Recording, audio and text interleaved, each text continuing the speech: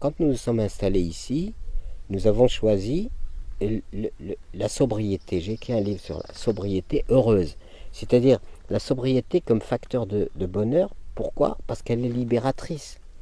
Si je suis pris dans le toujours plus, et jamais satisfait, j'ai ça, mais il me faut ça, j'ai telle bagnole, il me faut encore. Mais à quel moment est-ce que je vais être satisfait? Notre maison ferait le désespoir du cambrioleur. Et il y a une télé, voilà, le cambrioleur serait désespéré parce qu'il n'y a rien qui ait une grande valeur. Rien, absolument rien. Donc les choses sont dans une forme, elles sont dans l'usage, mais dans l'usage simple. J'ai pas le moindre tableau de valeur, le moindre. Tout ce que j'ai affiché moi dans ma chambre, c'est le discours de Seattle, du chef indien Seattle, répondant voilà, aux Américains qui voulaient leur acheter leur territoire, etc. Et c'est sublime ce qu'il a dit. Ce qu'il a dit est sublime, ça devrait être enseigné partout.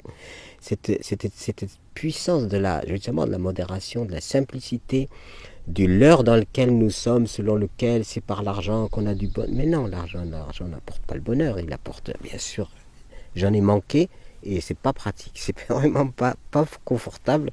Quand on n'a pas d'argent, c'est vraiment pas confortable. Et ça, je l'ai vécu. Donc, il a fallu avoir les moyens et les ressources. Mais quand on fait le bilan de ce besoin réel, se nourrir, se vêtir, s'abriter et se soigner, ben voilà les quatre éléments indispensables. Au-delà de ça, je ne prêche pas le ric-rac, serrons la ceinture, pas du tout.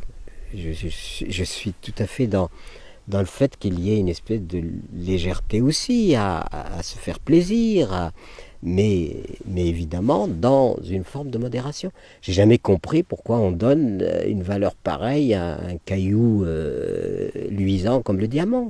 Ça m'est ahuri. Je veux dire, en quoi est-ce que ce caillou a une telle valeur? C'est quand même, pour moi, c'est de la folie, quoi. C'est complètement de la folie. Ça n'a pour moi aucune valeur. C'est un caillou luisant que la nature a fait, c'est un miracle de la nature, point final, c'est tout. Mais ensuite, tout ce qu'on spécule sur l'art, sur les tableaux, sur les machins et les trucs, moi j'avoue que je ne rentre absolument pas là-dedans. La modération comme fondement social. Comme fondement social, et là les multinationales et compagnies, ils ont du souci à se faire, parce qu'en fait, on est tous dans cette contradiction. Je ne suis pas d'accord avec la dictature des gagneurs d'argent. Je suis pas du tout d'accord, sauf que je les nourris chaque jour. Chaque jour, je prends ma voiture, je leur donne des sous. Donc, quand je vais à la pompe, je donne des sous à je sais pas qui, à Esso, à je sais pas, à je ne sais quel truc. On est donc dans ces contradictions-là. Et aujourd'hui, le grand problème, c'est comment réduire ces contradictions, parce qu'on ne pourra pas les éliminer. Il faudra bien qu'on circule, etc. Et en plus, je n'ai rien contre la technologie en soi, si elle correspond véritablement à une amélioration réelle de la condition humaine. Mais à partir du moment où la technologie devient encore objet de profit, voilà, de malhonnêteté, d'accaparement, de dictature, à ce moment-là, elle sert finalement des pulsions négatives de l'être humain. Aujourd'hui, le problème, c'est que la question est de savoir comment donner à des pulsions positives de l'être humain les outils de façon à ce que ce positif puisse s'épanouir. Voilà. Toute la problématique est là.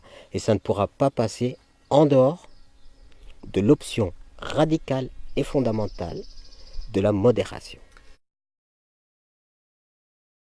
Il y a des gens qui sont milliardaires, mais ils sont malheureux comme tout.